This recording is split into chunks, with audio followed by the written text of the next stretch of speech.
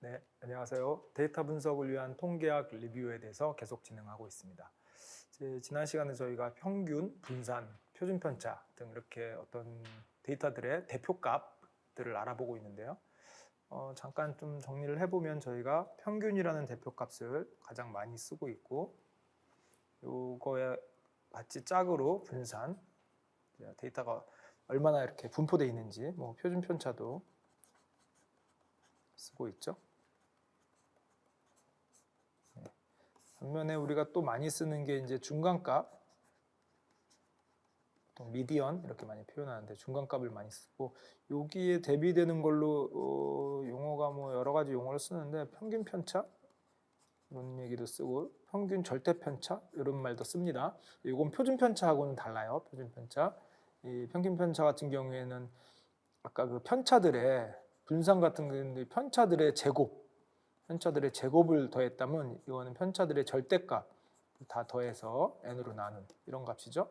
그래서 우리 그래프를 보면 평균을 중심으로 이 편차 이거 있으면 여기가 10이고 마이너스 10이었죠. 절대값들을 다 씌워서 다 더한 다음에 그 수로 나누는 이런 아이들입니다. 특징은 우리가 중간값의 특징은 그 아웃라이어의 굉장히 강건한 모습을 보인다 그랬죠. 아웃라이어에 로버스트하다 이렇게. 마찬가지로 우리 분산의 특징을 얘기를 할 때 아웃라이어의 영향을 많이 받는다 그랬어요. 이렇게 얘네들이 오밀조밀하게 다 모여 있다가 하나가 멀리 떨어져 있느냐 아니면 좀 넉넉하게 이렇게 근처에서 다 오밀조밀하냐 이거에 따라서 멀리 떨어진 값이 있으면 분산이 커진다 그랬죠. 마찬가지로 평균도 그런 특징을 갖고 있었죠. 반면에 중간값은 등수로 하기 때문에 하나가 큰 값이 있어도 이렇게 아웃라이어에게 크게 영향을 받지 않습니다. 평균 편차도 마찬가지입니다. 얘도 이 편차의 제곱이 아니라 편차의 절대값을 취하기 때문에 어쨌든 편차에 다 그 평균을 내게 되면 편차의 평균이죠. 내게 되면 하나가 멀리 떨어져 있건 비슷비슷하게 있건 이런 분포에 하고는 상관없이 얼마나 떨어져 있느냐만 측정합니다. 그래서 이렇게 세트로 이 평균을 쓸 때는 분산, 중간값을 쓸 때는 평균 편차 이렇게 쓴다고 생각하시면 되겠습니다. 차이는 아웃라이어에 얼마나 강건하게, 그러니까 아웃라이어에 얼마나 영향을 받지 않느냐, 영향을 많이 받느냐 이런 차이라고 말씀드릴 수 있겠습니다. 그리고 우리가 노테이션으로 많이 쓰는 뮤 평균, 모수의 모집단의 평균을 뮤라 그랬고, 분산을 시그마 제곱, 표준 편차를 시그마 이렇게 얘기했고, 우리 표본에서 샘플에서는 평균을 보통 우리가 x바 이렇게 표현했고, 얘는 s의 제곱, 얘는 s 보통 이렇게 표현한다는 거죠. 많이 우리가 쓰는 말이라서 좀 알아두면 좋을 것 같습니다. 네. 그다음에 저희가 그 평균에 대해서 조금 더 얘기를 해보려고 합니다. 평균에 대해서 조금 더 얘기를 해보려고 하는데 예를 들어서 이런 거 한번 생각을 해볼까요? 우리 혹시 기대값 이런 말을 좀 들어보셨는지 모르겠어요. 기대값이 확률통계에서 굉장히 중요하게 많이 쓰이는 값이죠. 이게 기대값이 뭐하고 비슷하냐 그러면 사실 평균하고 좀 비슷한 의미가 있어요. 평균의 의미를 갖고 있는 그런 건데, 전반적으로 우리가 나중에도 좀 왔다 갔다 하다 보면 좀 헷갈리는 부분이 있는데 정확하게 짚고 넘어가야 될 게 뭐냐면, 우리가 통계에서는 항상 우리가 모집단을 다루고 있느냐, 표본을 다루고 있느냐, 이게 굉장히 중요한 부분이에요. 우리가 모집단을 다루고 있느냐, 표본을 다루고 있느냐, 이게 중요한 부분이고, 예를 들어서 저희가 주사위를 100번 정도 던진다고 해볼게요. 주사위는 워낙 우리가 익숙하니까 주사위를 100번 정도 던진다고 해봤을 때, 우리가 주사위가 만약에 1부터 6까지 있는데 1이 나올 확률이 얼마냐? 갑자기 확률 얘기를 해서 좀 그런데 같이 한번 얘기를 해볼게요.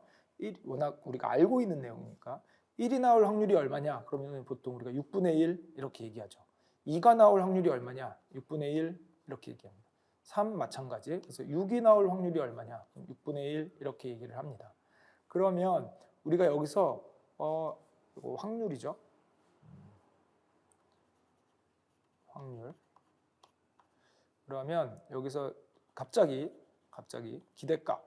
기대값이 얼마니? 이렇게 물어보면 기대값이 얼마니 이렇게 물어보면 1 더하기 2 더하기 3 더하기 해서 6까지 더해줘서 그거를 전체를 이렇게 6분의 1로 나눕니다.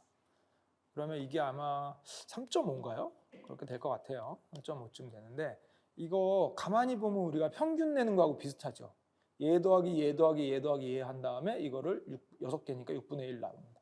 이게 사실 생각해 보면 평균하고 비슷한 의미가 있습니다. 평균하고 비슷한 의미.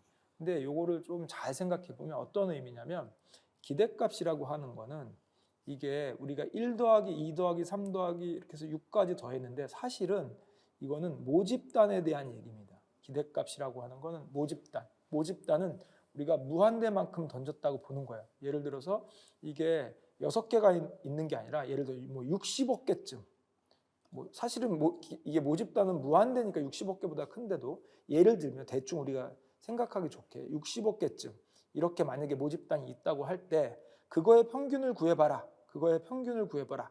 그러면 보통 60억 개 중에 1이 몇 번 나왔느냐, 2가 몇 번 나왔느냐, 3이 몇 번 나왔느냐 그걸 다 더하죠.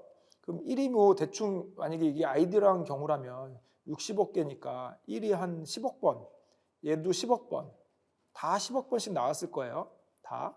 그러면 이걸 다 더해주는 거죠. 더해줄 때는 1이 10억 번이고 얘는 2가 10억 번이고 얘는 3이 10억 번이고 얘는 4가 10억 번이고 이렇게 다 더해줍니다. 4 곱하기 10억. 네. 다 더해준 다음에 이걸 60억으로 나누게 되면 이게 평균입니다. 모집단에서 평균 구하는 방법이에요. 뮤죠? 네, 평균. 그러면 우리가 지금 모집단의 평균을 구하고 있는데 우리는 지금 표본에서 얘기를 하고 있는 거예요. 아직 던지기 전. 네. 그래서 기대값이라고 하는 걸 정확하게 얘기를 하면 여러 가지 용어로 표현할 수 있지만 우리가 모수를 가정할 때 만약에 모수를 가정한다면 모수를 가정할 때 모수의 평균 이게 모수의 평균이 결국 기대값이다. 이렇게 이해할 수 있습니다. 즉 예를 들면 이거는 근데 뭘 전제하고 있냐면 제가 60억 번을 던지면 똑같이 1도 10억 번 나오고 2도 10억 번 나오고 3도 10억 번 나온다는 걸 전제하고 있어요. 이걸 전제하고 싶습니다. 그러면 이거를 우리가 비율이라는 걸 알고 있죠. 비율은 뭐냐면 내가 60억 분의 1은 10억 번 나왔을 거야. 실제 나온 겁니다. 던졌다고 이제 실험을 했다고 가정을 하는 거예요. 그러면 얘는 60억 분의 2도 10억 번 나오죠. 그럼 이게 비율입니다. 1이 나온 비율, 2가 나온 비율, 3이 나온 비율 다 똑같죠. 6이 나온 비율. 이거 60억 분의 10억이니까 나누면 6분의 1이죠. 6분의 1. 결국 얘는 뭐냐면 나온 비율이에요. 1이 나온 비율, 2가 나온 비율, 3이 나온 비율. 제가 일부러 용어를 조금 명확하게 좀 하기 위해서 모집단 60억 번이라는 걸 던졌을 때 그 비율이 이렇게 된다는 거예요. 이렇게 된다는 거죠. 이게 비율입니다. 그럼 만약에 제가 60억 번이 아니라 한 6번 던졌다. 표본에서 6번만 던졌다. 그러면 실제로 1이 한 번 나오고 2가 한 번 나오고 3이 한 번 나오고 4가 한 번 나오고 이러진 않습니다. 이러진 않죠. 비율이 1이 2번 나올 수도 있고 3이 한 번 나올 수도 있고 2가 한 번 나올 수도 있고 이게 딱딱 6분의 1씩 떨어지진 않죠. 6분의 1씩 떨어지진 않죠. 실제로 던져보면 얘가 한 번 나오기도 하고 얘가 2번 나오기도 합니다. 그런데 이거를 6번이 아니라 60억 번을 던지면 60억 번 던진다는 것은 모수를 가정하면 비율이 아마도 이렇게 될 거예요. 비율이 이렇게 될 거예요. 결국 이 비율이라는 건 뭐냐면 결국 확률이라는 건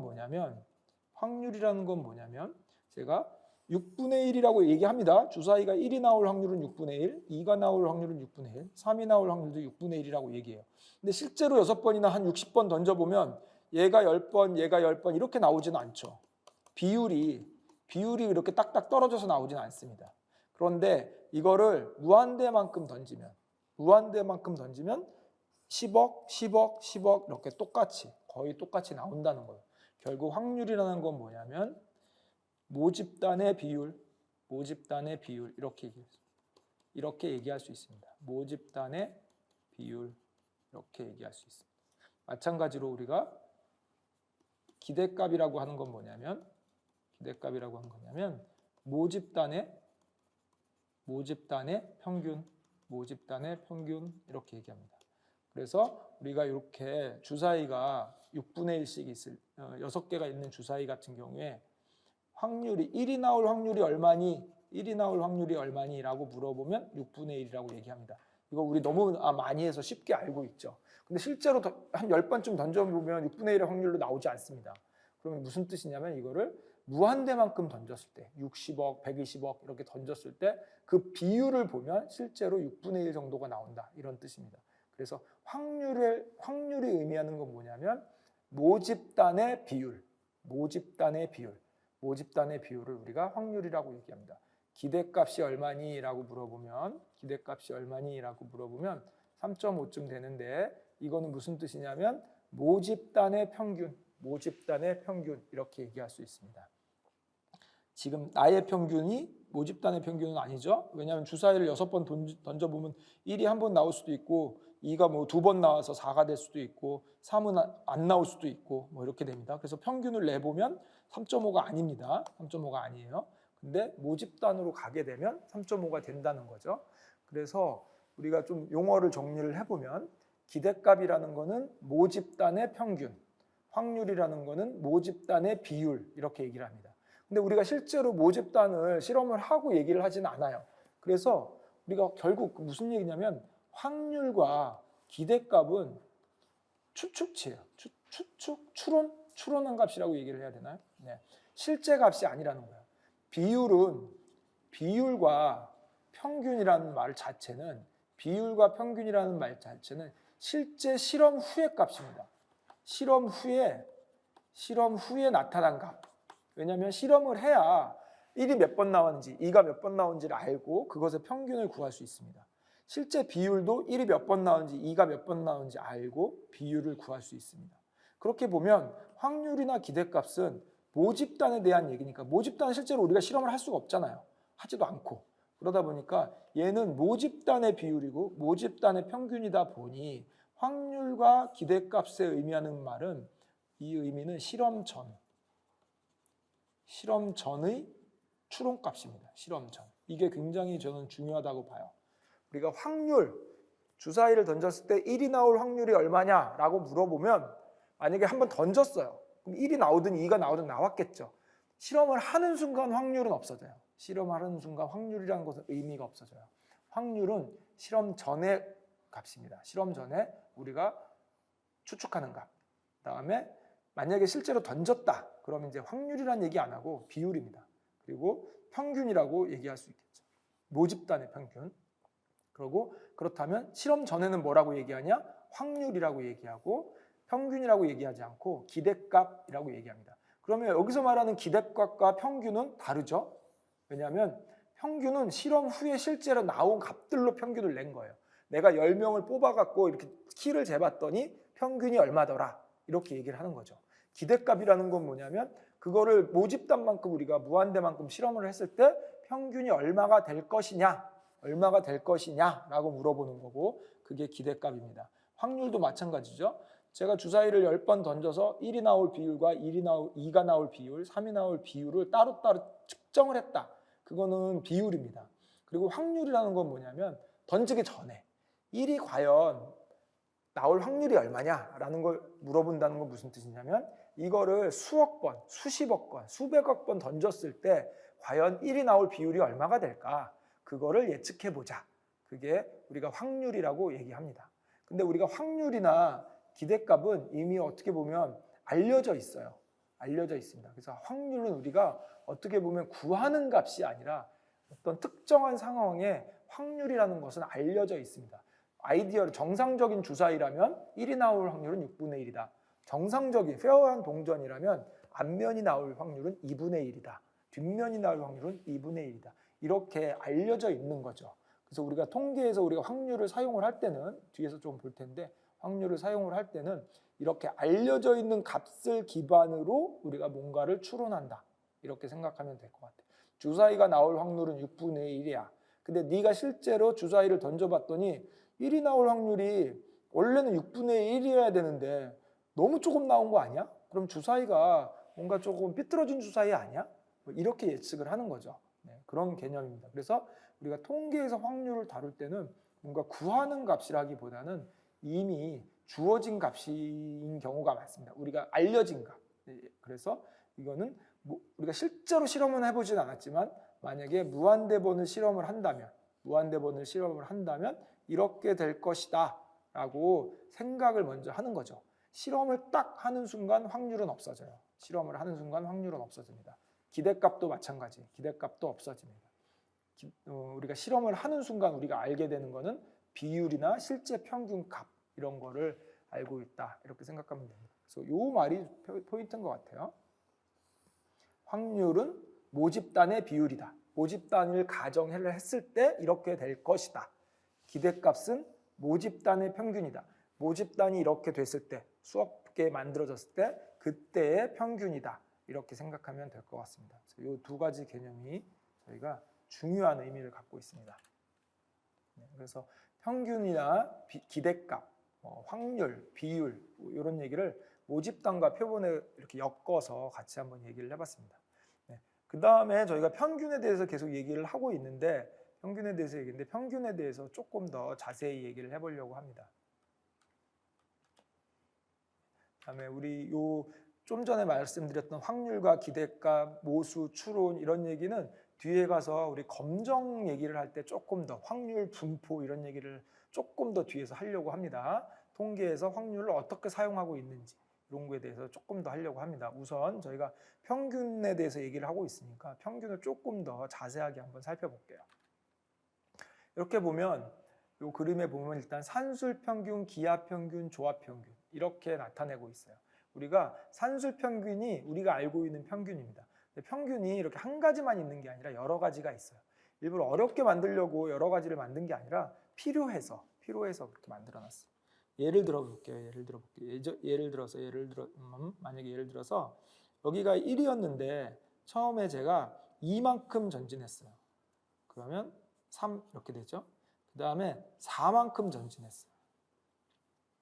7, 이렇게 하면 4만큼. 계산이 좀 복잡해질 것 같은데. 이렇게 됐습니다. 계산이 딱 떨어져야 쉬운데. 여기 처음에 2만큼 전진했고, 그 다음에 4만큼 전진했습니다. 그러면 두 번에 걸쳐서 전진했죠. 여러분한테 제가 이 평균적으로 얼만큼 갔습니까? 라고 물어보면 대번에 이렇게 계산합니다. 2 더하기 4 나누기 2 이렇게 해서 3 이렇게 되는 거죠. 그럼 어떻게 되는 거예요? 첫 번째 3만큼 전진하고 두 번째 3만큼 전진하고 평균적으로 이 케이스나 첫 번째 2만큼 전진하고 두 번째 4만큼 전진하고 이 케이스나 결과가 같죠? 우리 평균의 의미는 그겁니다. 처음에 2만큼 가고 그 다음에 4만큼 가면 평균적으로 30 간 거하고 똑같지 않니? 이 말이죠. 그래서 실제로 해보면 얘는 처음에 내가 위치가 1이었으면 처음에 2만큼 가고 그 다음에 4만큼 가면 결국 최종 7회가 있는 거죠. 3만큼 가면 처음에 3만큼 가고 그러면 3 다음은 4에 와 있겠죠. 그 다음에 또 3만큼 가고 그러면 여기 또 3만큼 가면 그럼 결국엔 7에 와 있죠. 이게 같습니다. 처음에 2칸 가고 4칸 가나 3칸 가고 3칸 가나 같습니다. 이게 평균의 의미죠. 우리가 말하는 평균의 의미는 그겁니다. 근데 조금 문제를 바꿔서 이렇게 한번 생각을 해볼게요. 처음에 제가 1에 있었는데 처음에 2배만큼 전진했어요. 2배. 2배가라고 하면 2죠. 2. 이렇게. 그 다음에 4배만큼 전진했어요. 4배. 2배 더하기 2가 아니라 곱하기 2. 곱하기 4.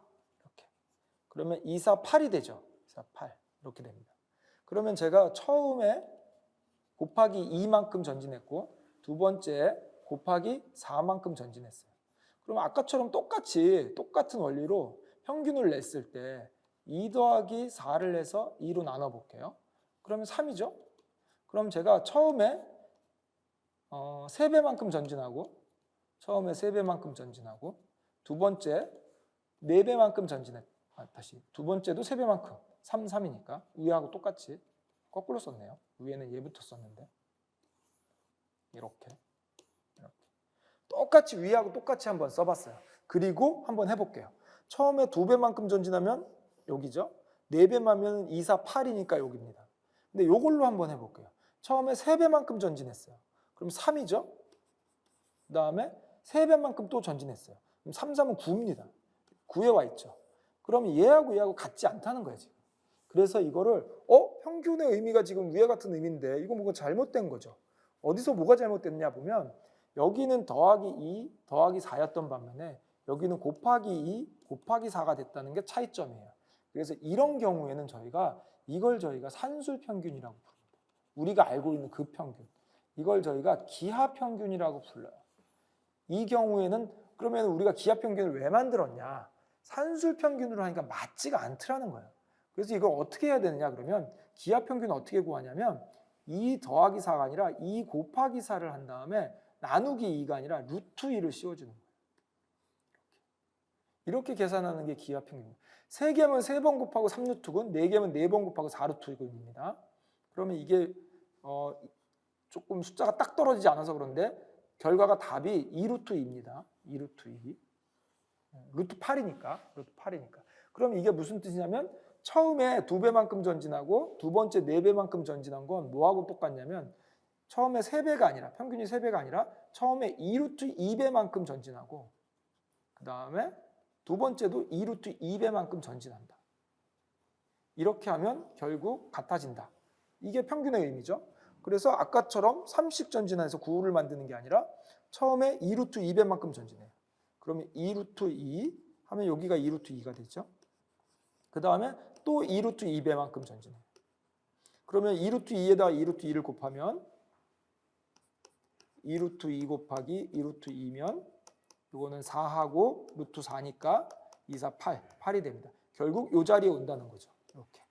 이렇게 2배, 4배 오나 2루트 2배, 2루트 2배 오나 결국 8에 오죠. 이게 앞에서 봤던 평균의 의미하고 같잖아요. 그래서 이런 경우를 저희가 기하평균이라고 그래요. 어렵게 하려고 만든 게 아니라 이런 경우가 있다는 경우. 그럼 언제 이런 경우가 과연 있을까? 있습니다. 연이율. 우리 연이율 생각해 보면 연이율은 1년에 이자가 몇 프로 붙냐라는 건 원금이 100만 원이었고 이자가 만약에 0.1%였다. 그럼 100만 원에 10만 원을 더해주는 거죠. 100만 원에 만 원을 더해주는 건가요? 0.1이면? 네, 그렇게 되는 거죠. 그러니까 여기가 곱하기 한 값으로 연이율은 몇 배 이렇게 늘어나는 거예요. 그래서 이걸 갖다가 제가 만약에 좀 수학적으로 장난을 쳐가지고 제가 연이율을 3배씩 안 주고 처음에 2배 주고 다음에 4배 드릴게요. 그래도 어차피 평균 내면 이거 3배잖아요. 이렇게 하면 이건 사기라는 거예요.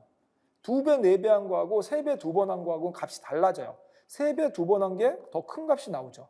그러면 2배, 4배로 잘라주면 사기죠. 이거는 더 적은 값이 되니까 최종적으로.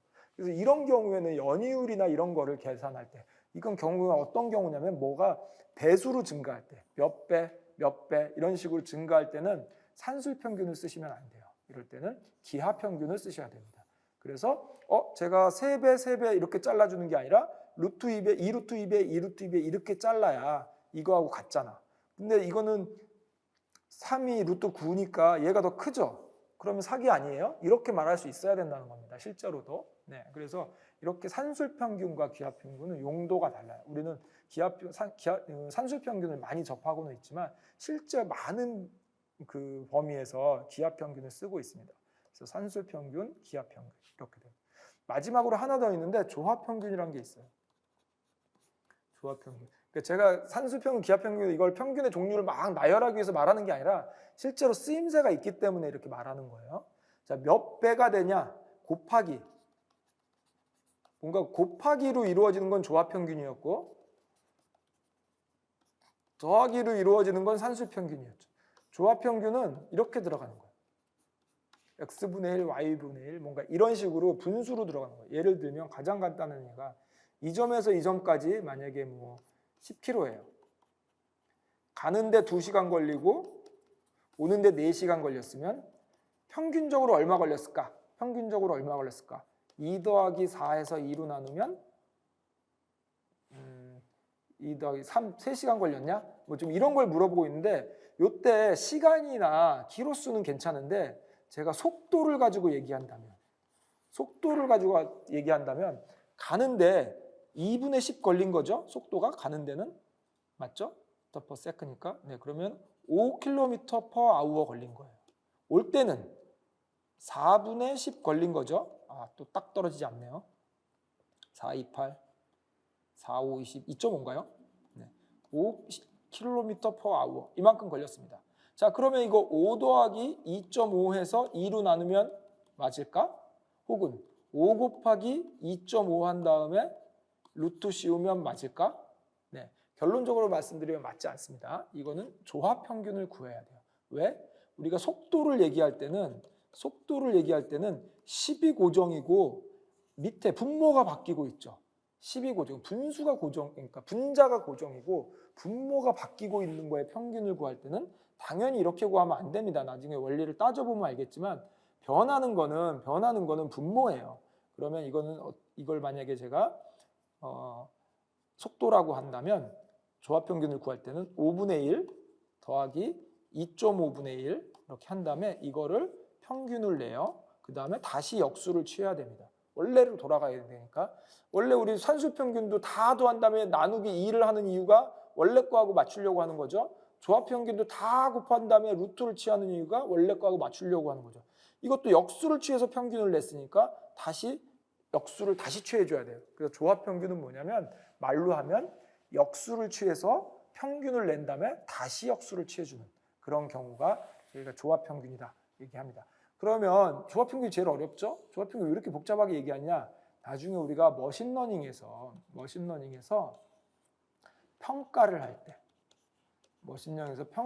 때, 이거 뒤에 나중에 배웁니다. 저희 프리시전 리콜이라는 걸 써요. 프리시전 리콜이라는 걸 쓰는데 프리시전은 뭐 분의 뭐 이렇게 돼 있고 x 이렇게 리콜도 뭐 분의 y 이렇게 돼 있는데 이게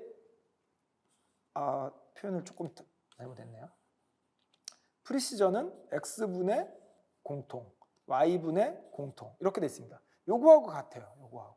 그래서 이런 경우에 저희가 프리시전과 리콜의 평균을 내서 그걸 저희가 F 스코어 이렇게 얘기하는데 보통 이제 F1 이렇게 얘기하는데 이게 의미가 뭐냐면 프리시전과 리콜의 평균입니다. 프리시전과 리콜의 평균. 왜? 프리시전도 중요하고 리콜도 중요하기 때문에 그걸 같이 보겠다는 거예요. 같이. 그래서 그거의 평균을 내서 보는데 이때 프리시전과 리콜을 구하는 식이 이렇게 되기 때문에 그냥 평균을 구하면 안 되고 조합 평균을 구해야 돼요. 그래서 나중에 우리가 머신러닝 배울 때 이렇게 배워요. F1 스코어라는 거는 프리시전과 리콜의 조합 평균입니다. 프리시전과 리콜의 조합 평균입니다. 이때 조합 평균이 뭔지 알아야 돼요. 그래서 지금 조합 평균에 대해서 설명을 드리고 있습니다. 뭐 조금 추가로 말씀드리면 F1 스코어, F2 스코어 이렇게 1, 2가 숫자를 붙인 이유는 우리가 이런 얘기를 할 수 있어요. 조금 다른 얘기인데 평균에 대해서 혹시 가중평균 이런 얘기 들어보셨나요? 가중평균 무슨 얘기냐면 주사위를 갖다가 1부터 6까지 던지는데 이거 평균 구하는데 1 곱하기 6분의 1 더하기 2 곱하기 6분의 1 더하기 3 곱하기 6분의 1 여기다 크게 다시 써볼게요.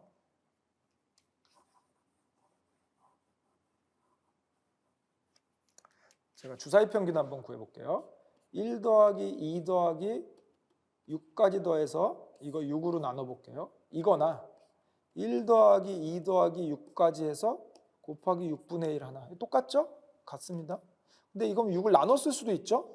1 곱하기 6분의 1 더하기 2 곱하기 6분의 1 더하기 그래서 6 곱하기 6분의 1. 지금 이게 같은 말입니다. 지금 다 6을 나눠 쓸 수도 있죠. 근데 이걸 갖다가 우리가 이거를 어떻게 할 수 있냐면 1은 6분의 1을 곱해주고 2는 6분의 1.5를 곱해줘. 3은 0.5만 곱해줘.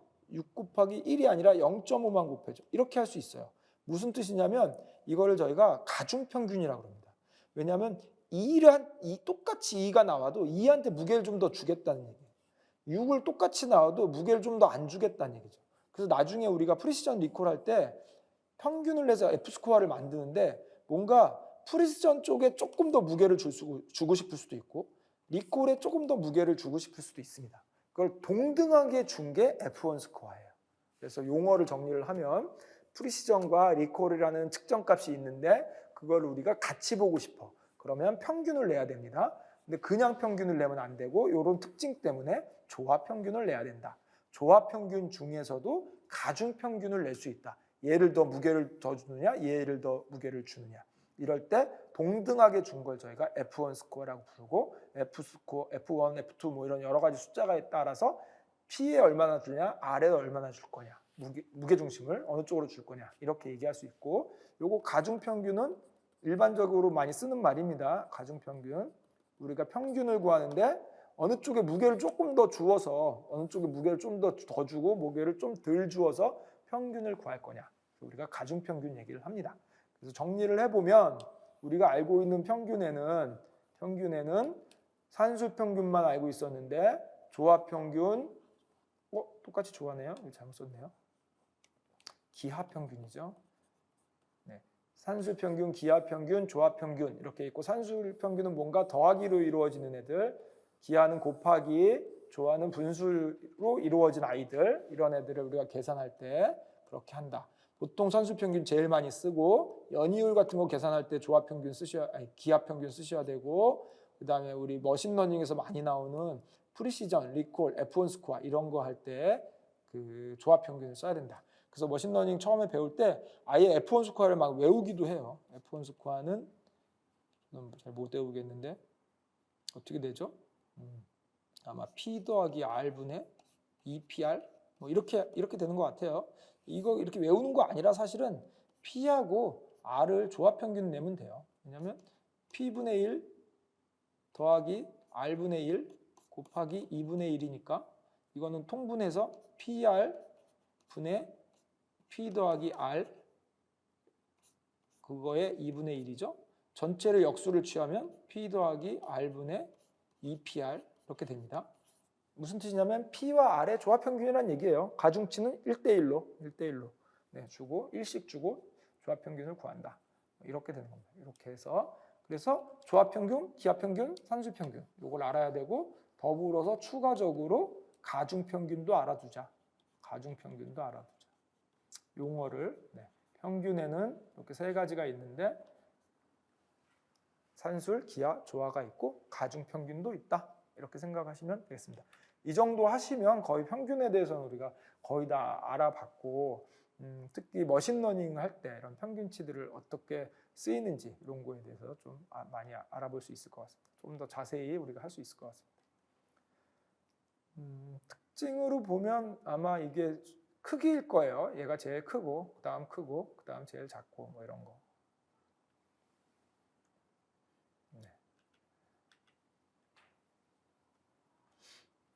그 다음에 저희가 확률에 대해서 조금 이제 본격적으로 한번 좀 얘기를 해보려고 합니다. 평균에 대해서 얘기를 했고, 척도, 평균, 확률에 대해서 좀 얘기를 해보려고 하는데, 확률이 생각보다 좀 쉽지 않습니다. 확률이 좀 쉽지 않아서 우리가 확률에 대해서 막 여기를 본격적으로 많이 할 수는 없고, 우리가 머신러닝에서 쓰이는 그런 좀 부분만, 확률의 부분만 좀 해보려고 합니다. 그래서 일단 확률 분포라는 게 있고, 우리가 통계에서 제일 중요한 게 검정하는 거거든요. 검정 통계랑 해서 우리가 확률을 어떻게 활용하는지 뭐 이런 것들을 좀 보려고 합니다. 요걸 먼저 볼까요? 요도 확률, 요거 좀 시간이 좀 길어질 것 같긴 한데, 요거를 한번 보도록 하겠습니다. 일단 먼저 기본적인 개념만 먼저 하고, 좀 나중에 조금 확률과 우도에 대해서 좀 자세하게 다시 한번 하는 걸로 하겠습니다.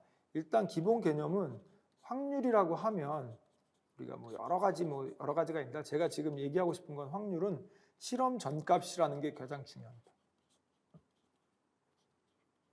제가 볼 때는 지금 우리가 논의하고 있는 곳에서는 확률은 실험 전의 값이다. 이게 중요합니다. 주사위를 던지기 전에 만약에 주사위를 던진다면 1이 나올 확률이 얼마니? 이렇게 물어보는 거예요. 2가 나올 확률이 얼마니? 이렇게 물어보는 거죠. 그다음에 동전이라면 앞면이 나올 확률이 얼마니? 뒷면이 나올 확률이 얼마니? 이렇게 물어보는 거죠. 만약에 제가 실험을 했어요. 동전을 한번 딱 던졌어요. 그래서 앞면이 나왔어요. 그러면 더 이상 확률이라는 건 의미가 없어요. 실험을 하고 난 다음에. 그래서 확률은 무조건 실험 전에 어떨 것 같니? 그럼 제가 동전이 이렇게 2분의 1로 나온다는 건 어떻게 알고 있어요? 이거는 이미 많은 사람들이 실험을 하고 연구를 해서 이렇게 알려진 값이라고 보시면 돼요. 주사위도 마찬가지로 6분의 1이 나온다는 건 어떻게 알았어요? 이거는 이미 많은 사람들이 실험을 해서 알려진 값이라는 거죠.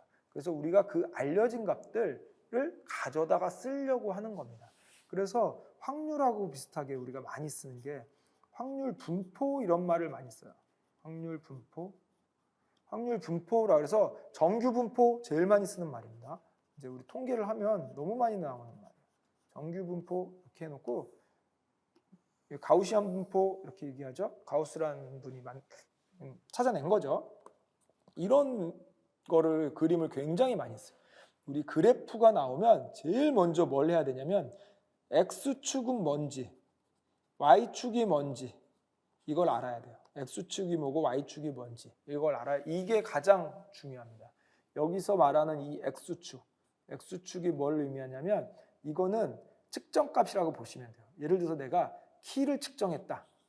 몸무게를 측정했다. 뭔가 한 가지를 측정을 했다고 보면 만약에 키를 측정하면 이거 키입니다. 키. 그래서 이게 180, 160, 190 이렇게 된다는 거예요. 그래서 이게 확률 분포가 그럼 이렇게 된 건 무슨 뜻이냐면 제가 만약에 한 클래스에 100명이 있어요. 100명이 있는데 여기서 이 사람들의 키를 다 잰 거예요. 키를 다 잰 다음에 만약에 재보니까 평균이 180cm가 나온 거예요. 평균이. 그러면 우리가 상식적으로 100명 중에 평균이 180이면 한 2m일 가능성. 2m는 몇 명이나 될까? 200cm는 몇 명이나 될까? 한 100, 예를 들어서 극단적으로 120cm. 120cm는 몇 명이나 될까? 이렇게 생각을 해보는 거예요. 그러면 당연히 2m인 사람은 몇 명 안 돼요. 이렇게 몇 명 안 되죠. 120도 당연히 몇 명 안 될 거예요. 반면에 180인 사람은 굉장히 많겠죠. 평균이 180이라고 한다면. 그 다음에 179인 사람도 많을 거예요. 181인 사람도 많고. 그러면 여기 세로값은 뭐가 되냐면 우리 그 사람의 명수가 되는 거예요. 그래서 특징이 뭐냐면 예를 들어서 160인 사람, 160인 사람은 120보다는 많겠죠, 사람이. 이렇게. 근데 180보다는 적을 거예요, 명수가. 그다음에 190인 사람도 2m인 사람보다는 좀 명수가 많겠지만 180보다는 적겠죠. 그래서 우리가 이렇게 그림을 그려보면 히스토그램 이런 걸로 이렇게 그려보면 얘가 제일 많고 가운데가 제일 많고 점점 옆으로 갈수록 이렇게 적게 나옵니다. 이렇게. 자, 이걸 갖다가 만약에 100명이 아니라 무한대라면 이렇게 될 거라는 거예요. 이렇게. 그러면 이게 지금 여기 같은 경우에는 180 몇 명, 170 몇 명 이렇게 딱 떨어지는 반, 흔히 말하는 우리가 디스크리트한 값으로 딱딱 떨어지지만 실제로 이게 무한대로 가게 되면 이게 다 곡선이 채워지게 되죠. 그래서 얘가 의미하는 거는 뭐냐면 만약에 이게 무한대명이 있었다면 180인 사람이 아마 요쯤 나올 거야. 180인 사람이 요쯤 나올 거야. 그 다음에 192m 이렇게 쭉 가서 엄청나게 커지면 이게 0에 붙지는 않습니다. 점점 0에 가까워지지 0에 딱 붙지는 않습니다. 이게 무슨 얘기냐면 굉장히 큰 사람, 엄청 큰 사람도 확률적으로는 존재할 가능성이 있다는 거예요. 확률적으로 존재할 수 있는 가능성이 있다라는 거는 무슨 말이냐면 명수가 무한대 명이기 때문에 최소한 한두 명은 있을 수 있다는 거죠. 한두 명. 그래서 우리가 이렇게 그림을 그립니다. 이것도 0이 될 가능성이 거의 0에 이렇게 붙기만 합니다. 이게 굉장히 아이디얼한 경우죠. 이상적인 경우에 이렇다는 거야. 이거는 결국 무한대일 때 이렇게 그림을 그릴 수 있고 100명이면 우리가 이렇게 그림을 그릴 수 있어요. 이건 우리 어디서 많이 봤던 거죠. 무한대와 100명? 아, 이거 표본이구나. 이건 표본이구나. 아, 이거 모수구나. 이렇게 얘기할 수 있죠. 자, 그럼 모수는 실험할 수 있나요? 모수는 실험할 수 없습니다. 표본은 실험할 수 있지만. 그래서 우리가 표본을 굉장히 많이 해보니 키 같은 거, 한 클래스에서 키를 재는 경우에는 일반적으로 이런 분포를 나타내더라. 이런 분포를 나타내더라. 만약에 무한대로 뽑는다면, 모수를 가정한다면 이렇게 될 것이야. 이렇게 될 것이야 라고 이미 좀 알려져 있는데, 자연계에 이런 애들이 굉장히 많다는 거예요. 키뿐만 아니라 여러 가지를 우리가 실험을 해보니까 이렇게 되는 경우가 굉장히 많다. 이거를 저희가 가우스라는 분이 발견을 했겠죠. 그 당시에 정확히는 누가 했는지 모르겠지만 어쨌든 발견을 해서 이거를 정규분포다 이렇게 얘기를 한 거예요. 정규분포, 이 확률의 분포다라고 얘기하는 건 뭐냐면, 자, 내가 한 클래스에서 키를 재는 거를 한번 하려고 해. 표본을 뽑아보려고 하는데 얘는 이미 뽑기 전에 만약에 무한대라면 이렇게 될 거다라고 가정을 하고 뭔가 일을 진행하는 거예요. 만약에 그렇다면 왜 그렇죠? 왜 그렇죠? 이미 많은 썬대에 있는 사람들이, 학자들이 해보니까 그렇다라는 거예요. 그래서 아마도 그럴 것이다 라고 가정하는 거예요. 가정은 실제가 아니죠. 가정은 이럴 것이다 라고 생각을 하는 거예요. 그래서 이렇게 무한대를 뽑으면 아마도 이런 정도의 비율을 가지고 나타날 것이다. 근데 우리는 아직 해보지 않았기 때문에 이걸 저희가 확률이라고 부릅니다. 무한대를 실제로 뽑았으면 이건 비율이죠. 180이 이만큼 나온 거고 190이 이만큼 나온 거예요. 근데 우리 아직 안 해봤어요. 해보면 해볼 수도 없고, 그래서 아직 해보지 않았기 때문에 저희가 이거를 확률이라고 부릅니다. 그리고 확률이 이렇게 분포가 돼 있다는 거죠. 그래서 우리가 이걸 확률 분포라고 부르고, 그 중에서도 이런 모양을 갖는 애들을 정규분포라고 부르는 거예요. 정규분포는 사람들이 찾아낸 거예요. 이런 실험값들을 보니까 이런 실험값들은 정규분포를 따르더라 이렇게 되는 거예요. 이런 실험값들은 정규분포를 따르더라. 그럼 우리가 분포가 정규분포가만 있는 게 아니죠. 여러 가지 분포가 굉장히 많습니다. 여러 가지가 있지만 그 중에서 우리가 제일 알기 쉬운 게 뭐냐면 유니폼 분포라는 게 있어요. 유니폼 분포. 유니폼 분포 어떻게 생겼냐면 그림 그려보면 이렇게 해서 이렇게 생겼어요. 이렇게. 이게 뭐냐면 주머니에 있는 공을 꺼낸다고 생각해보세요. 그 주사위도 마찬가지고 제가 1부터 100까지의 숫자를 넣었어요. 그럼 50이 나올 확률과 70이 나올 확률과 30이 나올 확률이 같죠? 100번을 뽑으면 물론 100번을 뽑으면 50이 딱 100분의 1만큼 나오진 않죠. 그러나 이거를 무한대번 뽑으면 50이 나올 확률이 이만큼이라면 100이 나올 확률이 이만큼이죠. 30이 나올 확률이 이만큼. 같습니다. 늘 뭐가 나올 확률이 같죠. 뭐든지. 근데 정규분포는 뭐죠? 평균을 중심으로 평균이 뽑힐 확률이 제일 높고 나머지가 점점 줄어듭니다. 이쪽 끝으로 가면 거의 뽑힐 확률이 없죠. 근데 유니폼 분포는 똑같습니다. 100이 나올 확률, 0이 나올 확률, 50이 나올 이런 확률이죠. 그럼 어떤 거는 이걸 따르고 어떤 걸 이걸 따르냐? 그거는 우리가 하고자 하는 거에 따라서 다르다는 거예요. 예를 들어서 내가 어떤 클래스에서 키를 한번 재보겠다. 그러면 그건 정규분포를 따릅니다. 그다음에 주머니에서 공을 한번 꺼내보겠다. 아니면 주사위를 던져보겠다. 아니면 동전을 던져보겠다. 그런 애들은 유니폼 분포를 따릅니다. 어떻게 알아요? 경험에 의해서. 해보니까 그렇다는 거예요. 해보니까. 그래서 가정을 하는 거예요. 내가 만약에 주사위를 던지는 거라면 얘네들은 유니폼 분포를 따를 거야 라고 가정하고 출발하는 거예요. 가정하고. 근데 우연히가 아니라 특이한 경우라서 그 가정이 틀릴 수 있죠. 틀리면 말짱 꽝이에요. 그러나 일반적으로 그런 우리가 잘 알려진 분포들이 있습니다. 그런 애들 저희가 가정해놓고 조금 극단적으로 말하면 통계는 이 확률 분포에 대한 가정이 없으면 제가 볼 때 한 발자국도 못 나가요. 한 발자국도. 일단 확률에 대한 가정이 있어야 저희가 통계에서 그 다음 얘기를 진행할 수 있습니다. 이거는 저희가 가정을 하는 거예요. 왜냐하면 모수의 비율에 대한 얘기죠. 모수의 비율을 저희가 확률이라고 불렀어요. 분포라는 얘기는 모수의 비율이 이렇게 존재할 것이다, 이렇게 존재할 것이다 라고 가정을 하는 거고 가는 거죠. 그래서 우리가 실험을 하기 전에, 주사위를 던지기 전에 아마도 요거를 따를 것이다 라고 가정을 하고 진행을 하는 거고, 키나 몸무게를 측정하기 전에 아마도 요거를 따를 것이다 라고 가정하고 진행하는 거죠.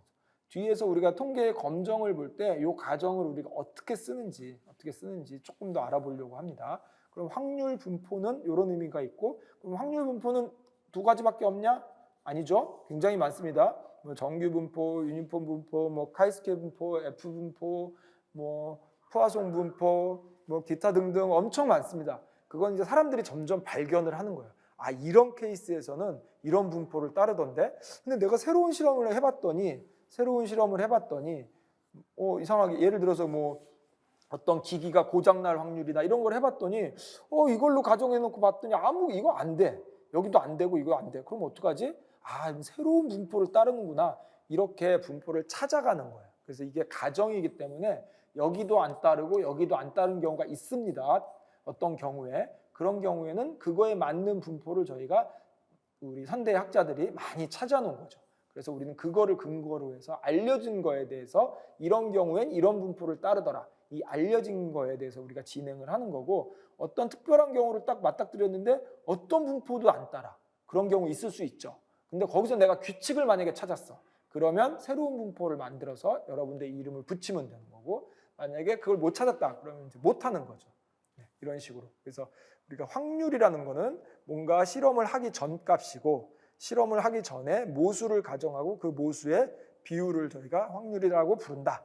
그 다음에 그런 애들이 분포라는 거는 아마 이거를 뽑았을 때 이런 정도의 비율로 존재할 거고, 아직 뽑지 않았기 때문에 우리가 뭔가를 뽑으면 아마 180이 될 확률이 제일 높다. 이렇게 표현을 하는 겁니다. 그래서 그 분포들이 여러 개가 존재하고, 우리가 하려고 하는 실험의 내용이 뭐냐에 따라서 어떤 분포를 따를 것인지 그걸 먼저 가정하고 그 다음 얘기를 진행한다. 이렇게 생각하시면 돼요. 확률 분포를 가정하지 않으면 한 발자국도 못 나간다. 이렇게 생각하시면 될 것 같습니다. 네, 일단 여기까지 하고 저희가 뒤에서 다음 시간에는 확률에 대한 얘기를 조금 더 진행하도록 하겠습니다. 네, 여기서 마치겠습니다. 수고하셨습니다.